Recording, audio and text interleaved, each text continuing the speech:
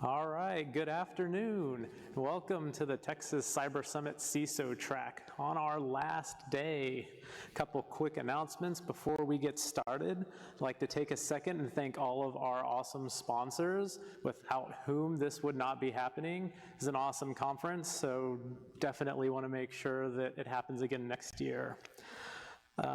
Stick around, 5 o'clock in this room, there will be closing ceremonies. So if you participate in one of the CTFs or won one of the CTFs, you'll definitely want to be here and collect some cool prizes and also get a recap of the conference. A quick reminder, if you could silence your cell phones or turn them off, just to be nice to our speaker. And then finally, you said questions can happen during the presentation. Yeah, so feel free to raise your hand, ask questions throughout the presentation. And so without any further ado, this is Enabling Innovation with Cyber Risk, and let's give a round of applause for Jill Orhun. Thank you. Of course. So I'll just do a quick sound check, make sure you all can hear me. Good, beautiful. So the title of my talk in the agenda was actually how to translate trends to CISO strategy. But as I spent some more time thinking about this, it became clear that, well, what's the purpose of trends relative to strategy? Well, it's really that we want to be able to have security help deliver innovation back into the organization. And we want people to see security as an enabler to the business, not as an obstruction, which is kind of how it is today. So it's a little bit of steerage of my topic in that direction. So what I'm here to do today is to share some of my experiences with you from the field about how you can make a relationship between cyber risk to innovation and to help the business understand how you can actually be that enabler that they're looking for. Probably don't know me. This is how many years old I am in technology. This is a Texas Instruments 994A. It's a gaming system that came out in the, I'll just say, early 80s. So if you recognize it, we're probably at least around the same age. If you don't, you're probably younger than me. So what have I been up to? So for the past 20 years or so, I've been working in technology of some sort. For the past 5 years or so, strictly in cybersecurity. I started my career actually writing HTML web pages when I was in college, because that was actually a big deal at the time. And I moved from that into developing web applications, actually on top of FileMaker Pro, if you can believe it, and from that into other things. And then I spent a good chunk of my career in technology consulting. And so that was to technology executives. A lot of it was around risk and security. And so I learned a lot through that experience. And then I moved over to cybersecurity, in part because I'm passionate about it, and also I like it that it has a mission. Right now, what I'm doing is I have a personal project around developing software to apply business context to security data. And then I also run cyber strategy and operations for a company called Devo out of Boston, which is a data analytics platform company.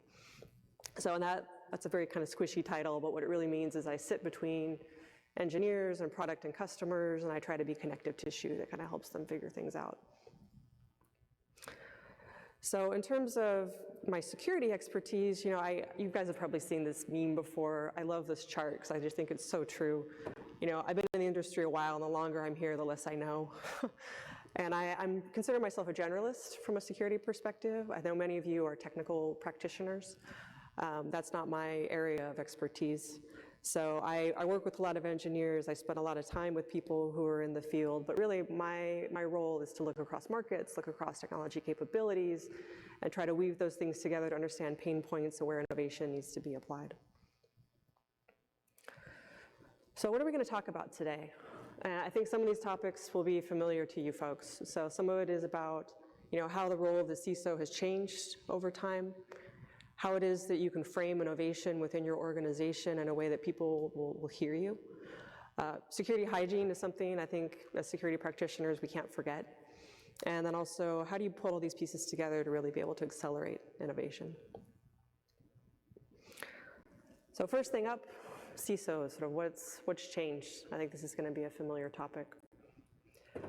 So CISOs, as you all know, have a very broad set of responsibilities. This is just a representative subset of the things that you may or may not be responsible for. And another thing I can say with a lot of confidence is that your business counterparts probably don't understand exactly what it is that you do. The other piece that's changed is that CISOs need to report up to a board of directors.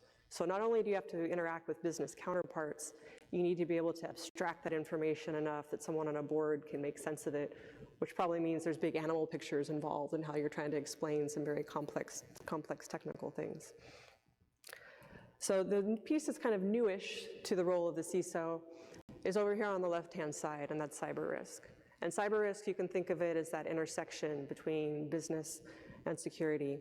And it's also that place where we have a tendency to fall into a danger zone of an S&M mentality or trap, where the business perceives security as being an obstruction instead of being a teammate, which is how we'd really like to be perceived.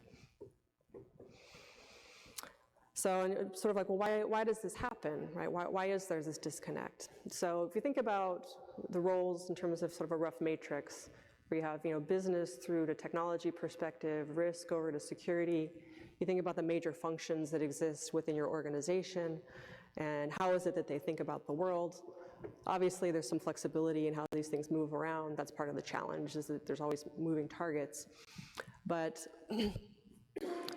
where they sit on these spectrums varies, and their access to data, their priorities, the way that they move through the world, the way they communicate with other people, how they're structured organizationally, all these things go into driving potential for disconnection within an organization. So, and if we become too disconnected, well, what happens? It just takes one small disconnect to drive larger disconnects, and then what happens is the missions of the teams start to really diverge. And so when we have disconnection, we also risk failure, and that's really against the mission of the security team. We're there to keep the team secure, the business secure, but we're also there to help drive the business, enable it, and help the overall company keep the lights on. So I'm going to start with a quick example of how to not communicate security risk, cyber risk. And this is a trap I think that a lot of security practitioners, they fall into, unfortunately. And one of those things is that we have a tendency to want to lean back into technical metrics as a way to explain what we do, because we have a lot of comfort with it, and it's easy to do that. And so this is actually a real example from a customer we worked with, where they had a fairly smallish IT team, I want to say like 5-ish people, something like that. They hired a security person, they were super excited about him, and one of the things they charged him with was like, well, we would like you to help, the rest of the team understand security. Help us with that. And so what he did was he started publishing a weekly list of vulnerabilities out to the rest of the team. And what you see blocked out in the gray is actually the assets that were associated with the vulnerabilities. And so he would push this out every week and be like, the sky is falling and these things are bad, like we must fix these things in our environment. And the challenge was that nobody really understood, right? Because they didn't have a context on what kind of environment was this? Was it production? Was it customer facing? Is it staging? Is it development? Is it something we even need to worry about? Is it not in use, right? And so it caused all the problems, right? Not problems, I should say, but it caused people not to listen to him. And that's really not the outcome that we're trying to achieve. Because if you look at the outcomes that you can achieve, it's actually quite different.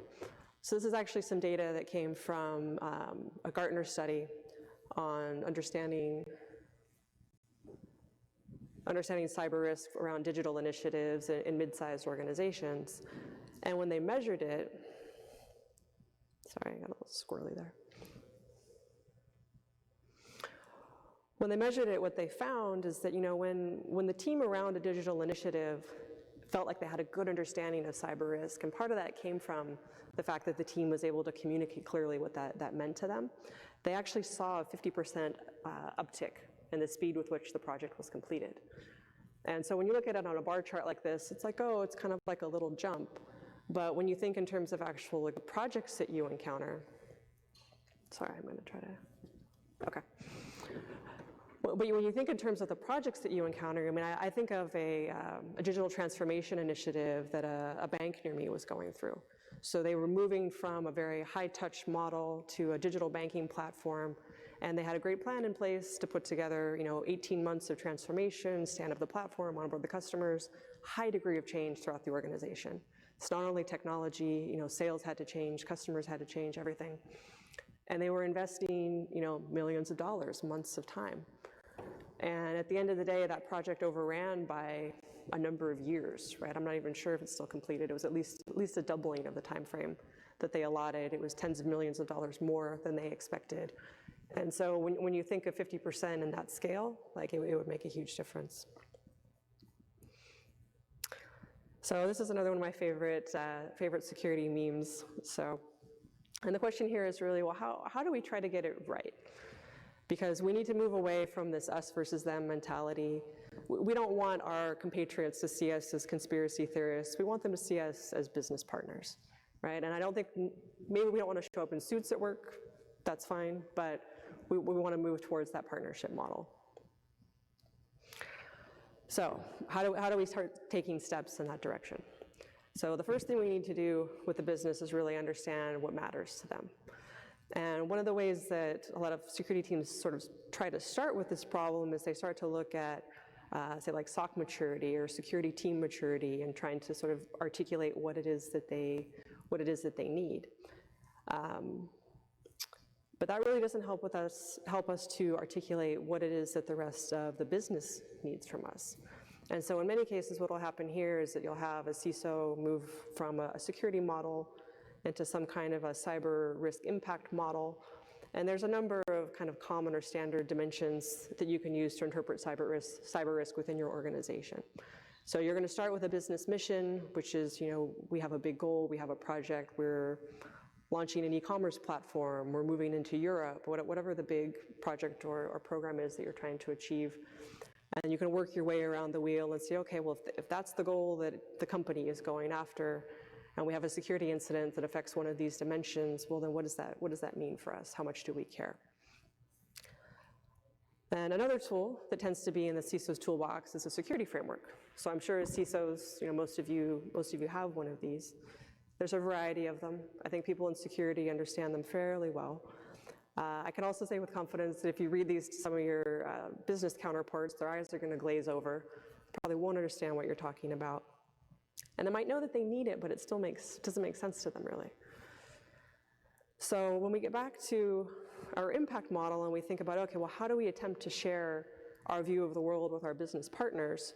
And we might want to start with the wheel and say, okay, well, let's talk about how I think about the impact of security incidents on our reputation and on our assets and finances, and what does this mean? The feedback that I get a lot of times from clients is, well, I just want it all to be protected. Everything should be, secure to the max.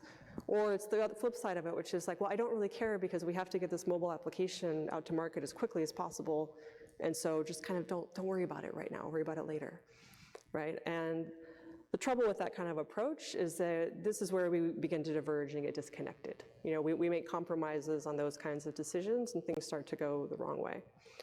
So if you think of our dots, right? And I'm sure many of you remember the dot races from baseball, right?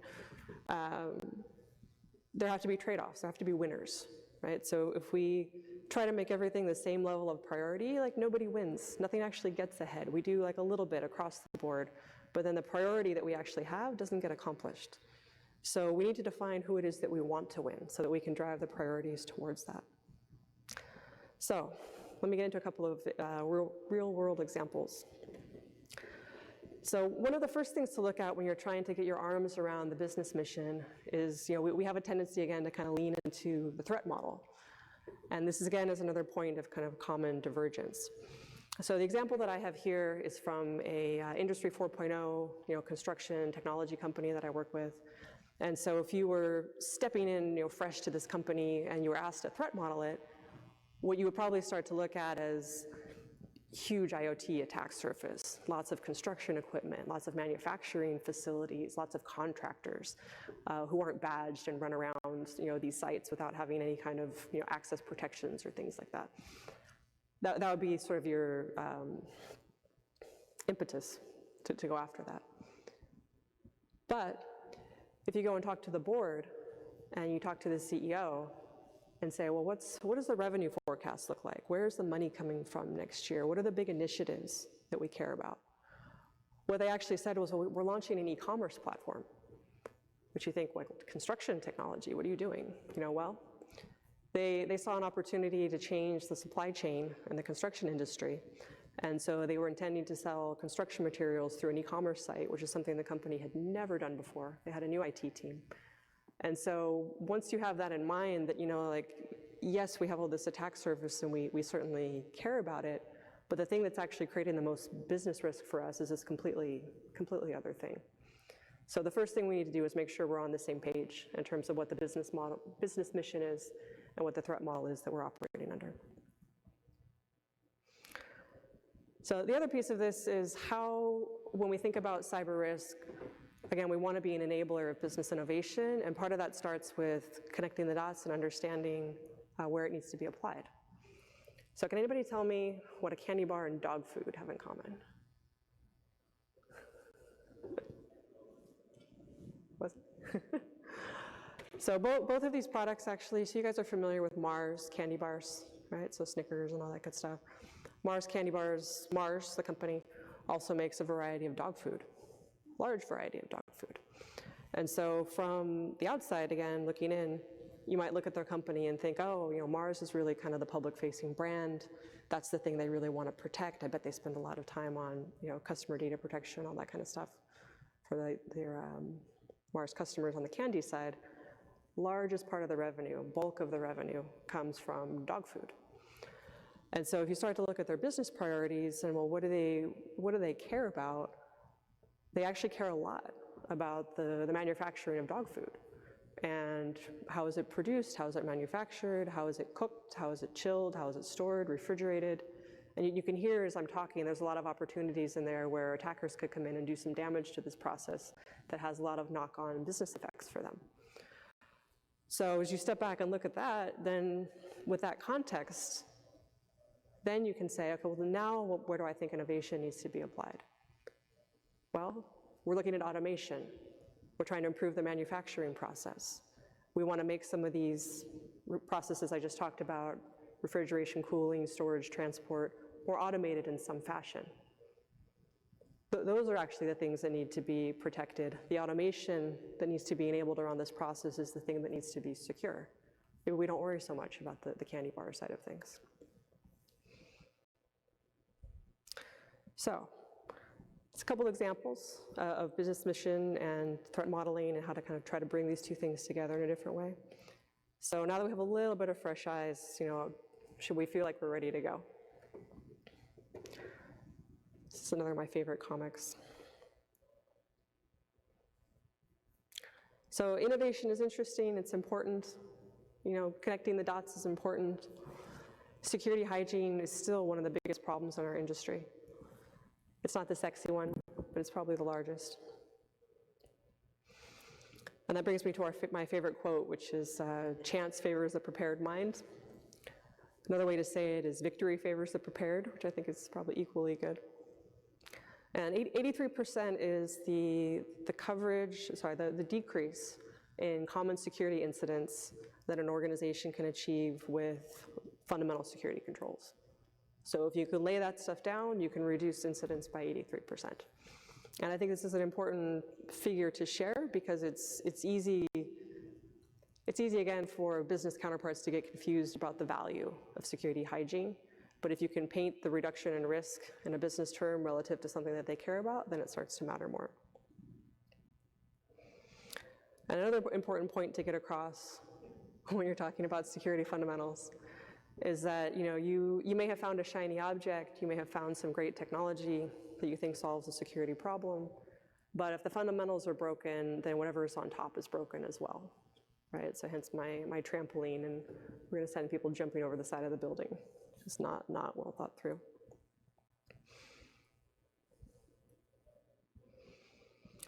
So that brings me around to the acceleration of innovation. Sorry, lost my thing. So I've talked a little bit about some of the different ingredients that go into innovation for the business. So I think as security professionals, one of the first things that we need to get a handle on is the business mission, and what is that? Do we have clarity on that? Have we built our threat model around what that business mission is, or are we operating on a different set of parameters? You're going to wire in a number of security controls. You're going to look at some of the organizational complexity. You're going to have a think through the business impact. And then this is going to help you get down to some kind of a cyber risk profile that is actually going to be an enabler and an accelerator of innovation within your organization. So that may sound abstract in some sense. And so a way to get down to sort of more of a simpler set of questions is to really look at your company's business mission and try to understand where are they going next. Maybe they're going to new markets, and that's something that you need to understand. Maybe there's a way, as we talked about in our automation example, for cyber risk to actually help a process go smoother, to grease the skids. Maybe this means that there's investment that needs to be made to make these things happen, right? And how do you paint the picture of the value of that investment? Maybe there's digital transformation happening. That can be a broad term that covers a lot of different flavors, but if you obviously hear it in your organization, it means that there's probably some cyber risk associated. And then the other piece of this that I think is equally important is, how do you start to embed cyber risk into the way that the business thinks, and who on your team can you convert as advocates? Because the tough part about security is that if as the CISO, you're the sole support of security within your organization, you're going to have a hard time holding everything up, right? It takes a village, it takes a team. And so part of that can start with some advocates within your organization that you can work with directly on critical projects, but it's also incumbent upon us to be reducing that us versus them mentality and trying to reach across the bridge to help things. So that is really the summation of my talk. I'd love to hear examples, if people have them, from their experience. And probably in a follow-up conference, maybe I'll do a little deeper dive on how to do this from a methodology perspective. So thank you.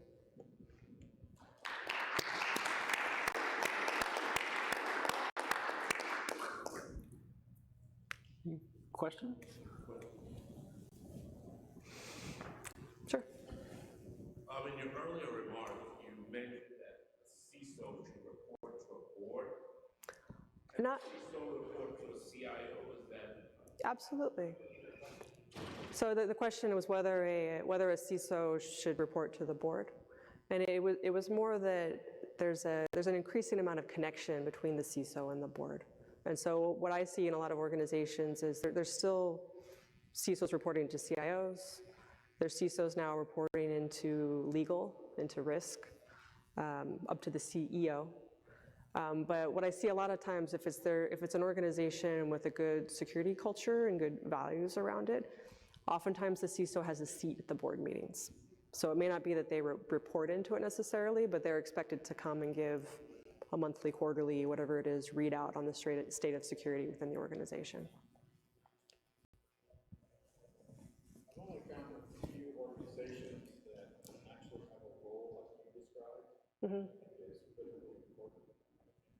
Mm-hmm. So, what would be your recommendations in approaching, I guess, the management and trying to identify the roles that you described, really assessing Mm-hmm. to make sure that the organization moves forward very positively?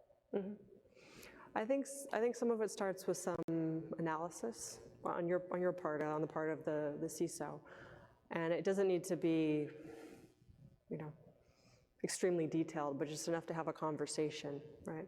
To be able to say, first of all, if you start with your business mission, start with whatever critical project it is where you see the most potential for security risk and the most opportunity to be able to grease the skids and help the project to go smoothly.